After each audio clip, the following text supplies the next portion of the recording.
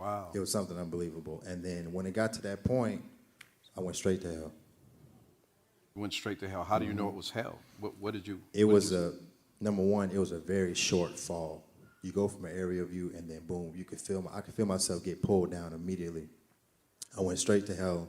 And when I get there, it is not like a lot of the movies and some books and stuff. It's nothing like that. It's hot, but there's no fire. But it's very hot. Just say that again. That's an important point. You said it's hot, but there's It's no fire. hot, but there's no fire. Okay. It's like molten rocks. It's like molten rocks. It's really hot. It's really orange. It's glowing.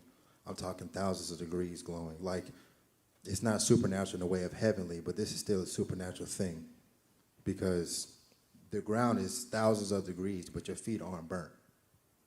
You're very hot, but you're not passed out. Wow. Right?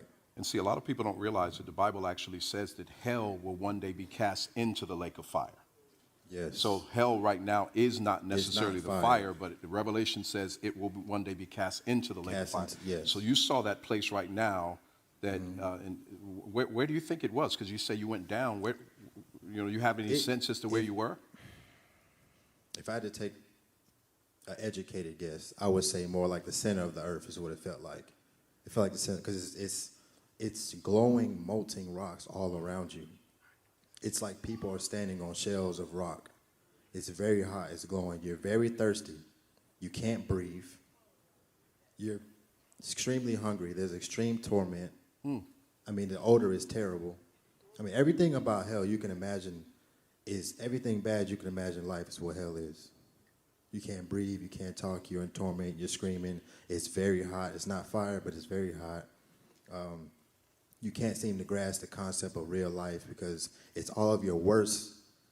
Just for a second, take your worst thoughts and your worst experiences and stretch that for eternity.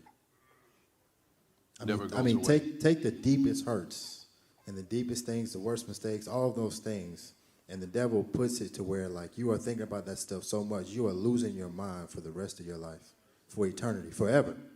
We're not talking about 10 minutes. We're not talking about having a bad day or a bad week or a bad shift at work. We're talking about for as long as time could ever last, eternity, you're going through torment, losing your mind. The journey to heaven is way longer than hell.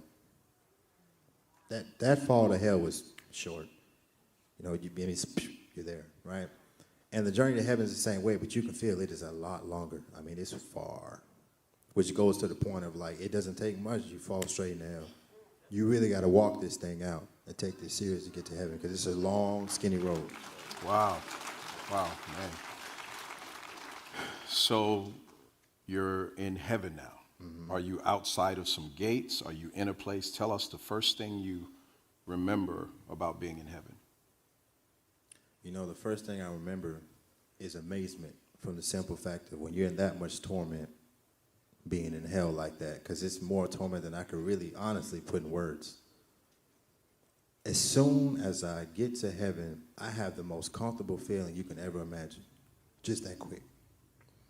And when I first get there, I can't explain to you how satisfying that is. When you're standing in the presence of God, think of the best thing you can do. The best thing you can accomplish right now in your life, your biggest dreams, your biggest goals, means nothing compared to just standing in the presence of God. Just standing there. So when you say, we're going to clap, go ahead and do it well. I don't want to interrupt that. So when you say standing in the presence of God, do you mean just being in the place of heaven where he is, or did you actually find yourself by his throne? I found myself standing right in front of his throne. At first, that was your first entrance to heaven. First sight, yeah. In front of his throne. Mm-hmm. Tell me about the throne. It is, once again, nothing like movies and books portray it to be. The only true book about it is the Bible. Because all the movies, they have clouds, and it's nothing like that. Number one, it's the purest light you ever want to see. The purest what? The purest light. Purest light. Mm-hmm. The Bible said God is light. Mm-hmm. So, tell me more. Okay. So, when you look at the sun and you look at any light bulb, you look at anything like that, you see beams, you see rays coming off of them, things like that. This is nothing like that. This is the purest, most natural light you ever want to see, and it's bright. There's not a grain in sight. And what's so supernatural about it is that there is not one shadow. I mean, you look at what we're sitting on, it has corners, it has shadows. You can see his throne, but it's crystal clear, but yet you can see it with not a shadow. How do you explain that? So do you see You see a throne. do you see only light, or do you see a being? Do you see a chair? You see him sitting on a throne, you see him himself, which is fairly big, to be honest with you. And he's completely a clear entity, but yet you can see him. And there is such a presence there that his presence is so strong, it's like a soft thunder. Like a what? Like a soft thunder. Soft thunder. You don't hear it, but you feel it because his presence is so strong. I mean, I'm telling that it's a place of reverence. You literally just want to serve him. That's all you want to do. You are waiting for his every command. What can I do for you? That's all your life is about at that point. And so there, it's not even about what he did for you. It's not like I'm going to praise him because he gave me a blessing. I'm going to praise him because he did it. It's just who he is. It's who he is because you can't remember anything here. You don't remember family. You don't remember girlfriends. You don't remember friends. I know it sounds depressing right now, but I promise you it's not. You don't remember anything. All thing you know is you are in heaven, you are here, and you want to serve him. That is it. You don't remember anything about anybody here. What sights did you see around? You can see him, the throne, which are both clear. But Did you were able to him. look at him? You just looked at him? You can look at him, but you don't even want to. He is so powerful and so sovereign that you don't even want to look in his face. You are that humbled.